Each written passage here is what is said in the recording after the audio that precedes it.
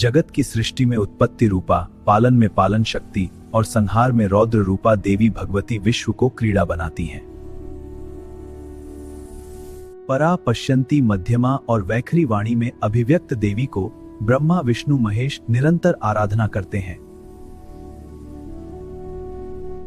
प्रसन्न चित्त देवी भगवती मेरी वाणी को शुद्ध एवं अलंकृत करें, ऐसा सूत जी प्रार्थना करते हैं। बद्रिक आश्रम के नारायण और नर सरस्वती वेदव्यास को प्रणाम कर पुराण प्रवचन शुरू करना चाहिए। ऋषि बोले, हे सूत जी, हे व्यास शिष्य, आप दीर्घजीवी हों, हमें पुण्यदायिनी कथाएं सुनाते रहें। हमने विष्णु के पाप विनाशक अवतार चरित्र और शिव के अलौकिक चरित्र भक्ति से सुने। अब ऐसी परम पावन कथा सुनना चाहते हैं जो बिना प्रयास भोग मोक्ष प्रदान करे।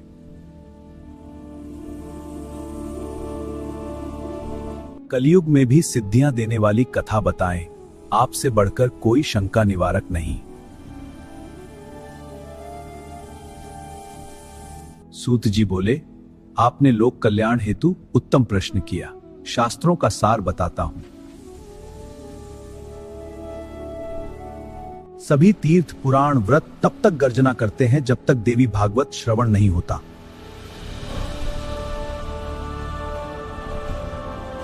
पाप रूपी अरण्य कंटकमय रहता है जब तक देवी भागवत रूपी परशु नहीं मिलता। ग्रहण रूपी अंधकार कष्ट देता है जब तक देवी भागवत रूपी सूर्य उदित नहीं होता। सूत जी बताएं, देवी भागवत कैसा है, श्रवण विधि, दिनों की संख्या और पूजन क्या है?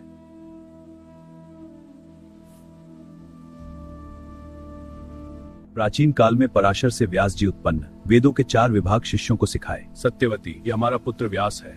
शिष्यों, वेदों को 4 भागों में विभाजित करता हूँ। ओम शांति। व्यास जी ने पतितों, स्त्रियों, दूषित बुद्धि वालों के लिए पुराण संहिता की रचना की।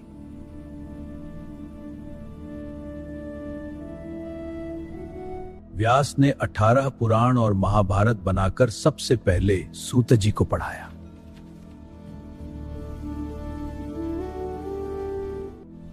इनमें देवी भागवत भोग मोक्ष देने वाला है। व्यास ने जन्मेजय को स्वयं सुनाया था। परीक्षित तक्षक से कट गए। जन्मेजय ने पिता की शुद्धि हेतु 9 दिन श्रवण किया।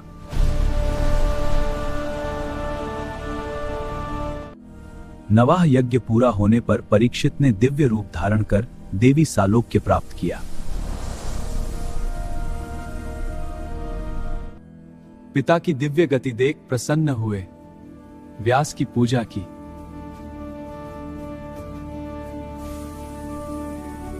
अठारह पुराणों में देवी भागवत सर्वश्रेष्ठ है। धर्म, अर्थ, काम, मोक्ष प्रदान करता है।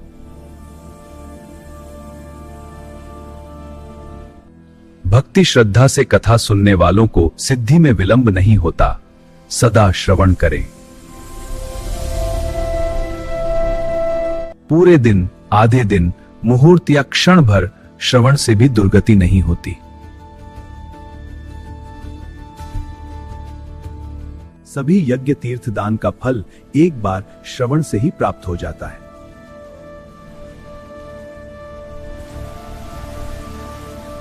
सत्ययुग आदि में कई धर्म थे। कलयुग में पुराण श्रवण ही सरल धर्म है। अल्पायु कलयुग जीवों के कल्याण हेतु व्यास ने अमृत रस देवी भागवत रचा। अमृत से एक व्यक्ति अजर अमर होता है। कथा अमृत पूरे कुल को अमर बनाता है। देवी भागवत श्रवण का कोई दिन नियम नहीं, सदा पठन श्रवण करना चाहिए। शृणु देवी प्रास्तवत्तमं। जय देवी भगवती, जय महामाये। आश्विन, चैत्र, माघ, आषाढ़ नवरात्रों में श्रवण विशेष फलदायी होता है। यह नवाह यज्ञ सभी पुण्य कर्मों से अधिक फलदायक, कलयुग में पवित्र करने वाला है।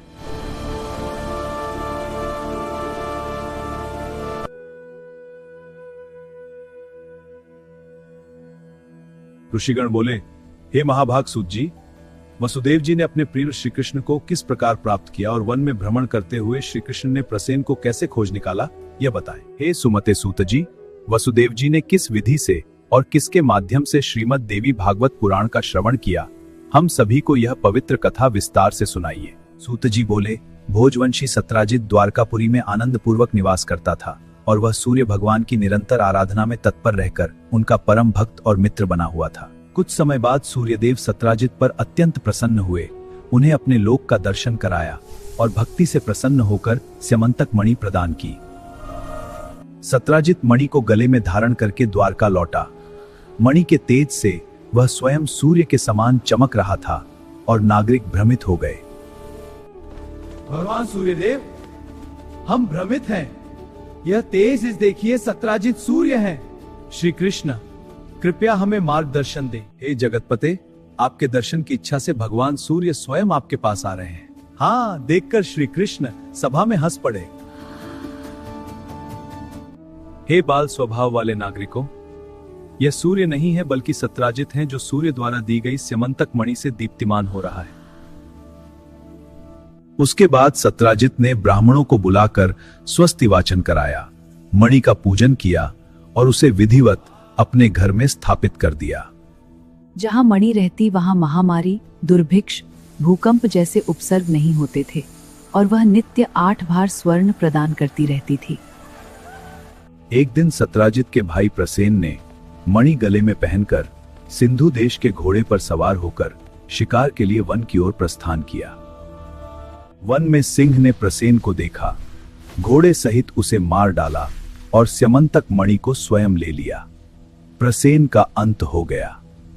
महाबली रुक्षराज जांबवान ने गुफा द्वार पर सिंह को मणि सहित देखा। सिंह को मारकर मणि को अपने पास ले लिया। पराक्रमी जांबवान ने मणि को खेलने के लिए अपने पुत्र को दे दिया और बालक उस प्रदीप्त मणि के साथ आनंद से खेलने लगा। प्रसेन लौटता नहीं देख सत्राजित अत्यंत दुखी हुआ और सोचने लगा कि मणि लोभ से किसी ने प्रसेन का वध कर दिया होगा। द्वारका में नागरिकों की बातों से किंवदंती फैली कि मणि लोभवश श्री कृष्ण ने ही प्रसेन का वध किया। अपैश फैला। सुना है कृष्ण ने मणि के लोभ में प्रसेन। हाँ, और अब सब यही कह रहे हैं।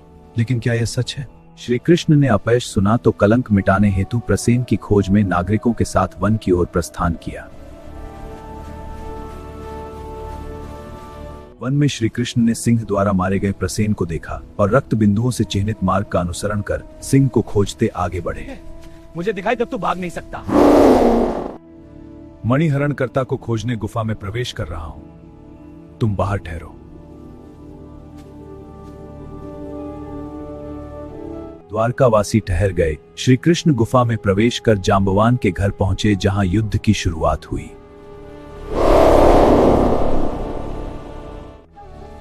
रक्षा करो, मणि लेने आ रहा है। यह मणि मेरी है। यह मणि अब मेरी है जांबवान, तो युद्ध करो। दोनों में 27 दिनों तक भयंकर युद्ध चला।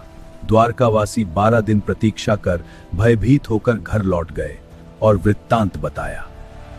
नागरिकों ने सुनकर सत्राजित की भर्त्सना की। वसुदेव जी पुत्र समाचार सुन मूर्छित हो गए और कल्याण का उपाय सोचने लगे। तभी ब्रह्मलोक से देवर्षि नारद आए। वसुदेव जी ने प्रणाम पूजा की और नारद ने कुशल क्षेम पूछकर चिंता का कारण जाना। देवर्षि प्रणाम। कुशल तो है ना? चिंता है। कहो क्या चिंता है? मेरा पुत्र कृष्ण प्रसेन खोज बन गया, गुफा में प्रवेश किया और अब तक नहीं लौटा। उपाय बताइए पुत्र प्राप्ति का। हे यदुश्रेष्ठ, पुत्र प्राप्ति हेतु अंबिका देवी की आराधना कीजिए, उनकी कृपा से शीघ्र कल्याण होगा। वे देवी कौन है, उनका प्रभाव क्या है, आराधना विधि क्या है, कृपया विस्तार से बताएं हे देवर्षे। देवी का महात्म्य अतुलित है। संक्षेप में कहता हूं, वे शाश्वत सच्चिदानंद स्वरूपा परात्पर देवी हैं, जिनकी आराधना से ब्रह्मा सृष्टि रचते, विष्णु मधुकैटभ से मुक्त हुए, शंकर संहार करते, वे मुक्ति और परम विद्या स्वरूपा हैं। नवरात्र विधान से जगदम्बा पूजा कर 9 दिन देवी भागवत श्रवण कीजिए, इससे पुत्र प्राप्ति होगी और भोग मोक्ष सुलभ होंगे। जय माता दी।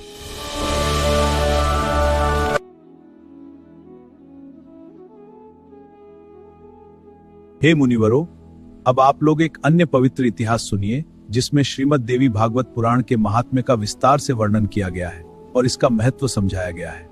एक बार महर्षि अगस्त्य ने कुंभयोनि लोपामुद्रा के पति होने के नाते कुमार कार्तिकेय के पास जाकर उनकी विधिवत पूजा की और उनसे विविध प्रकार की बातें पूछी। भगवान कार्तिकेय ने दान, तीर्थ, व्रत आदि के महात्म्य से परिपूर्ण अनेक कथाएं सुनाई और वाराणसी, मणिकर्णिका, गंगा सहित कई तीर्थों का विस्तार से वर्णन किया।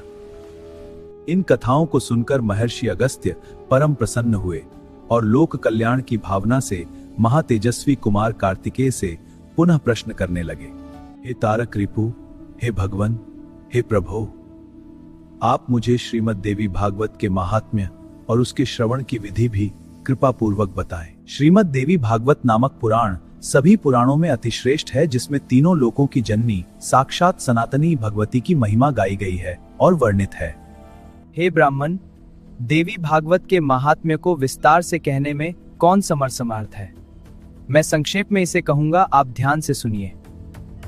जो शाश्वती सच्चिदानंद स्वरूपा, भोग और मोक्ष प्रदान करने वाली जगदम्बा हैं, वे स्वयं इस पुराण में विराजमान रहती हैं और कृपा बरसाती हैं। अतएव हे मुने, यह श्रीमद् देवी भागवत जगदम्बिका की वांग्मयी मूर्ति है, जिसके पठन और श्रवण से इस लोक में कुछ भी दुर्लभ नहीं रहता। विवस्वान के पुत्र श्राद्ध देव नाम से प्रसिद्ध थे। संतान रहित होने पर वशिष्ठ की अनुमति से उन्होंने पुत्रेष्टि यज्ञ विधिवत संपन्न किया। हे ब्राह्मण, कोई उपाय बताएं जिससे मुझे कन्या की प्राप्ति हो सके। श्रद्धा, तुम्हारी प्रार्थना सुन ली गई है।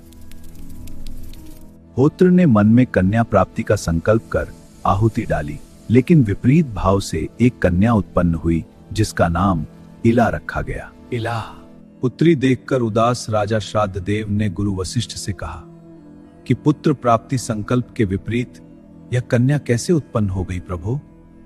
वशिष्ठ ने ध्यान लगाकर होत्र का व्यतिक्रम जाना और इला को कामना से ईश्वर की शरण में जाकर पुत्रत्व की प्रार्थना की।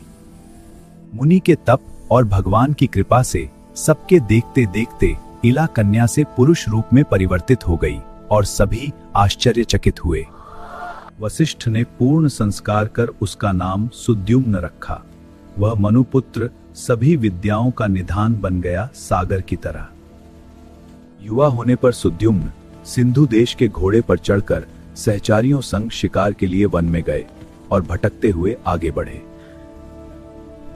संयोग से वे हिमालय तलहटी के उस वन में पहुंचे जहां भगवान शंकर अपनी भार्या अपर्णा के साथ आनंद में रमण कर रहे थे। मुनिगण शिव दर्शन हेतु आए। पार्वती लज्जित हुई। मुनि लौट गए और वैकुंठ की ओर प्रस्थान कर लिया। प्रियतमा को प्रसन्न करने हेतु भगवान ने उस वन को शाप कि यहां प्रवेश करने वाला पुरुष स्त्री हो जाएगा। आज से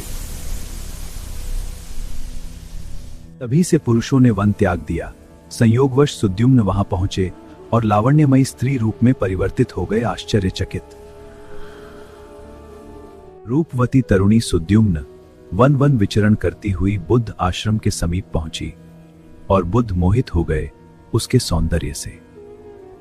स्थूल स्तन, लाल ओठ, श्वेत दांत, कमल नयन वाली सर्वांग सुंदरी को देख बुद्ध कामबाण से बिंधे और आसक्त हो गए। युवती भी बुद्ध पर आसक्त हुई। दोनों रमण करते हुए आश्रम में रहने लगे और कुछ समय बाद पुरूरवा नामक पुत्र उत्पन्न हुआ। कई वर्ष बाद पूर्व वृत्तांत स्मरण हुआ। दुखित होकर वह आश्रम छोड़ वशिष्ठ के पास गई और पुरुषत्व की कामना की। वशिष्ठ कैलाश गए, शिव पूजा और परम भक्ति से स्तुति की। शिव, शंकर, कपर्दी, गिरिजार्धांग को बार बार नमस्कार। ओम नमः शिवाय। मृड, सुखदाता, कैलाशवासी, नीलकंठ, भोग मोक्षदाता, शरणदाता, वृषभ वाहन, आपको बार बार नमस्कार है हे परमात्मा। करोड़ों सूर्य समान प्रभा वाले पार्वती सहित नंदी पर आरूढ़ जगतपति शंकर प्रकट हुए और वशिष्ठ से प्रसन्न हो वर मांगने को कहा। वशिष्ठ ने पार्वती को प्रणाम किया, उनकी स्तुति की और नवरात्र में देवी भागवत श्रवण से सुद्युम्न को सदैव पुरुषत्व प्राप्त हुआ। हे शिव, इस जीव को पुनः पुरुषत्व प्रदान करो। यह 1 मास पुरुष और 1 मास नारी रूप में रहेगा।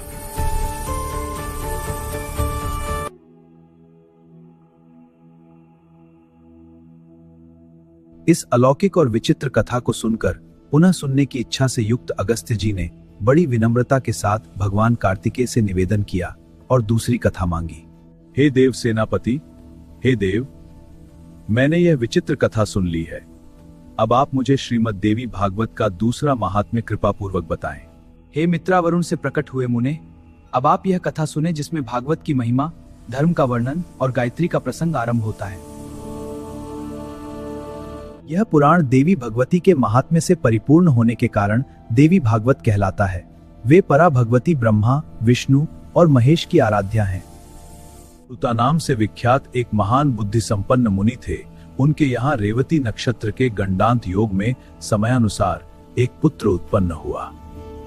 उन्होंने पुत्र के जातकर्म, चूड़ाकरण, उपनयन आदि सभी संस्कार विधि पूर्वक संपन्न किए, लेकिन जन्म से ही शोक और रोग उन्हें घेरने लगे। माता भी अनेक रोगों से ग्रसित होकर नित्य शोकाकुल और अति दुखी रहने लगी। मुनि चिंतित होकर सोचने लगे कि ऐसा क्या कारण है। तरुणावस्था में पुत्र ने किसी मुनिपुत्र की पत्नी का बलपूर्वक हरण कर लिया। वह दुर्बुद्धि माता पिता की शिक्षाओं पर कभी ध्यान नहीं देता था। मनुष्यों के लिए पुत्रहीन रहना अच्छा है, लेकिन कुपुत्र की प्राप्ति कभी भी ठीक नहीं होती है। हाँ, देखता हूं तुम क्या कर सकते हो। कुपुत्र स्वर्ग गए पितरों को भी नरक में गिरा देता है। जीवित रहते माता पिता को केवल कष्ट देता रहता है और कुल नष्ट करता है। कुपुत्र से यश नष्ट होता है। दोनों जगत में दुख और नारकीय यातनाएं भोगनी पड़ती हैं। दुष्ट पत्नी और दुरात्मा मित्र से भी सुख नहीं मिलता। ने गुरु सेवा, वेदाध्ययन, ब्रह्मचर्य, विमंचर्य और गर्भाधान विधियक किया, फिर भी यह दुखदायी पुत्र कैसे हुआ? गर्ग ऋषि, मेरे पुत्र का दुराचरण असहनीय है। कृपया शांत हो जाओ ऋत्वाक, मैं तुम्हारी सहायता करूंगा। गर्गाचार्य ने विचार कर कहा कि इसमें आपका, माता का या कुल का कोई दोष नहीं, रेवती नक्षत्र के गंडांत योग का ही कारण है। अशुभ वेला में जन्म हुआ है, इसलिए दुख दे रहा है। दुख शमन के लिए जगदम्बा दुर्गा की आराधना कीजिए, वे दुर्गतियों का विनाश करती हैं। गर्ग वचन सुनकर ऋत्वाक क्रोध से मूर्छित हुए और रेवती नक्षत्र को शाप दिया कि वह आकाश से नीचे गिर जाए। शाप से चमकता रेवती नक्षत्र कुमुद पर्वत पर गिरा। वह पर्वत रैवतक नाम से प्रसिद्ध हुआ और अत्यंत रमणीक हो गया। शाप देकर मुनि ने गर्ग विधान से देवी भगवती की आराधना की और सुख सौभाग्य प्राप्त किया। रेवती से कन्या उत्पन्न हुई। उस कन्या को देख प्रमुच मुनि ने नाम रेवती रखा। कुमुदाचल आश्रम में पुत्री की तरह पालन पोषण किया और यौवन प्राप्त होने पर वर खोजा। हे अग्निदेव, मेरी प्रार्थना सुनो, मेरी पुत्री के लिए एक योग्य वर दो। राजा दुर्दम ही इसका योग्य पति होगा। प्रिय, मुनि का पता बताओ। वह यही है महाराज। आपका स्वागत है राजन, यह अर्घ्य ग्रहण कीजिए। कुशल क्षेम राजन। मुनिवर, मेरी कौन सी भार्या यहां है? रेवती ही तुम्हारी पत्नी है। मैं उसे नहीं जानता। अग्नि प्रेरित होकर तुमने प्रिय कहा था, इसलिए विवाह स्वीकार करो। रेवती ने कहा विवाह रेवती नक्षत्र में हो। मुनि ने कहा रेवती तो गिर चुका है। कन्या ने तपोबल से पुनः स्थापित करने को कहा। मुनि ने तपोबल से रेवती नक्षत्र को पुनः आकाश में स्थापित किया। फिर रेवती नक्षत्र में विवाह विधिवत संपन्न कराया। विवाह के बाद मुनि ने पूछा, तुम्हारी क्या अभिलाषा है? राजा ने कहा, मनवंतराधिक पुत्र की प्राप्ति हो मेरी कामना है। मुनि बोले, देवी भगवती की आराधना करो, भागवत का 5 बार श्रवण करो, तब मनोवांछित पुत्र प्राप्त होगा जो मनु बनेगा।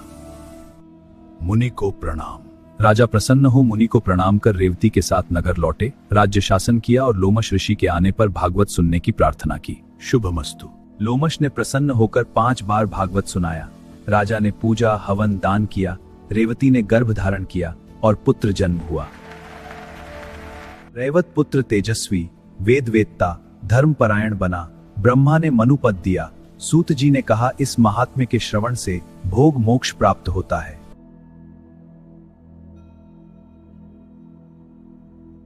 श्रीमद् देवी भागवत पुराण की श्रवण विधि, पालनीय नियम, फल तथा महिमा का हे महाभाग सूत जी, हमने महात्म्य सुन लिया, अब श्रवण विधि सुनना चाहते। अच्छा सुनो। सूत जी बोले, हे मुनियों, अब आप इस महापुराण के श्रवण का विधान सुने, जिसके श्रवण से मनुष्य की समस्त कामनाएं सिद्ध हो जाती हैं।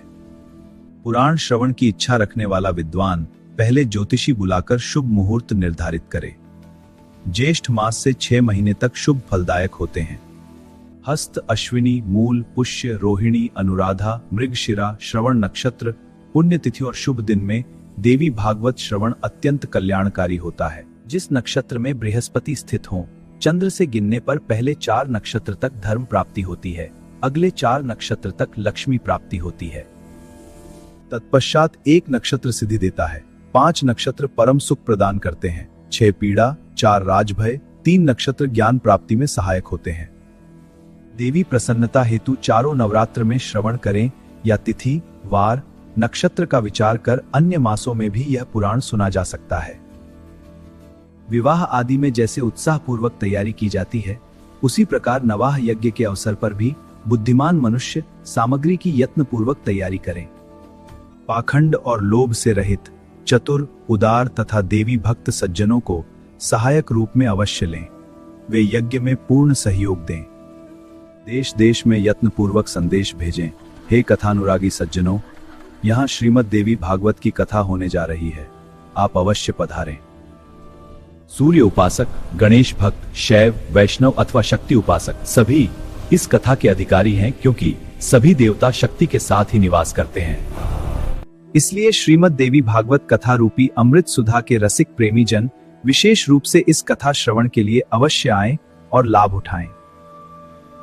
ब्राह्मण, क्षत्रिय, वैश्य, शूद्र, चारों वर्णों के स्त्री पुरुष तथा चारों आश्रमों के लोग सकाम या निष्काम भाव से कथा सुधा अवश्य पान करें। जिन्हें पूरे 9 दिन अवकाश न मिले, वे जब भी समय मिले तब आएं। यज्ञ में क्षण भर भी उपस्थित होना विशेष पुण्यदायी होता है। बहुत नम्रता के साथ सभी को निमंत्रण दें और आए हुए श्रोताओं के लिए उचित बैठने की व्यवस्था अवश्य करें। विस्तृत भूमि पर सुंदर कथा स्थल बनाएं। अच्छी सफाई कर गोबर से लीपें, केले के स्तंभों से सजाएं, ध्वज पताकाओं से मंडप अलंकृत करें। मंडप पर सुंदर चांदनी लगाएं।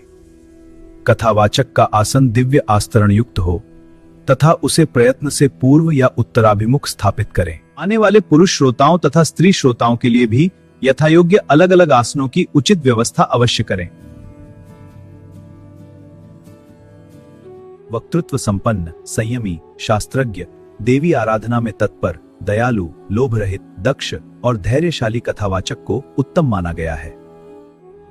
इसी प्रकार श्रोता भी ब्राह्मण सेवी, देव भक्त, कथा रस पीने वाला, उदार, लोभ रहित, विनम्र और हिंसा रहित होना चाहिए। पाखंडी, लोभी, कामी, दिखावटी धम करने वाला, निष्ठुर और क्रोधी वक्ता को देवी भागवत नवाह यज्ञ में श्रेष्ठ नहीं माना जाता है। श्रोताओं की शंकाओं के निवारण हेतु कथावाचक के साथ एक पंडित गुणवान, शांत और समझाने में कुशल सहायक अवश्य रखें। धर्म का अर्थ है कर्तव्य और नैतिक आचरण। आपका स्वागत है। कथा प्रारंभ से 1 दिन पहले वक्ता और श्रोताओं को क्षौर कर्म कराना चाहिए। तत्पश्चात अन्य नियमों का पालन करें। उस दिन शौच आदि से निवृत्त हो अरुणोदय में स्नान करें।